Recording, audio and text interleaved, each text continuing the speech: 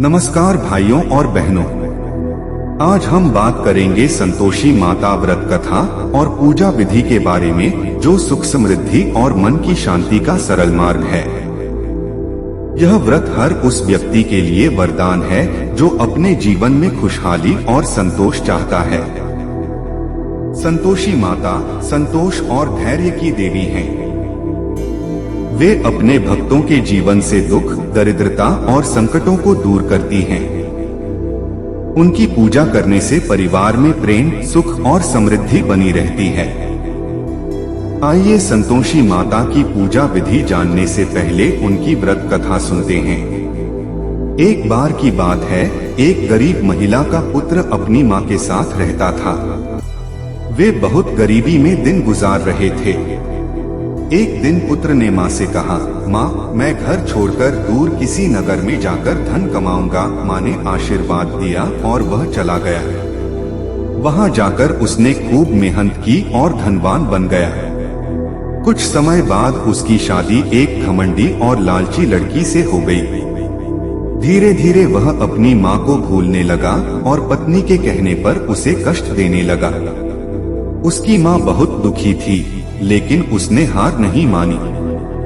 गांव की एक स्त्री ने उसे संतोषी माता का व्रत करने की सलाह दी। माँ ने 16 शुक्रवार तक श्रद्धा और विश्वास के साथ व्रत किया। माता संतोषी प्रसन्न हुई और उनके पुत्र को सच्चाई का आभास कराया। एक दिन जब पुत्र ने अपनी माँ को रोते हुए देखा तो उसका हृदय पिघल गया। उसने अपनी भूल स्वीकार की और माँ को सम्मान दिया। माता संतोषी की कृपा से उनके घर में सुख शांति और समृद्धि लौट आई। इस कथा से हमें यह सीख मिलती है कि जो भी सच्चे मन से संतोषी माता का व्रत करता है, उसके जीवन से दुख और परेशानी दूर हो जाती है। संतोषी माता के व्रत के नियम। व्रत का दिन हर शुक्रवार को किया जाता है। प्रातः स्नान कर स्वच्छ वस्त्र धारण करें।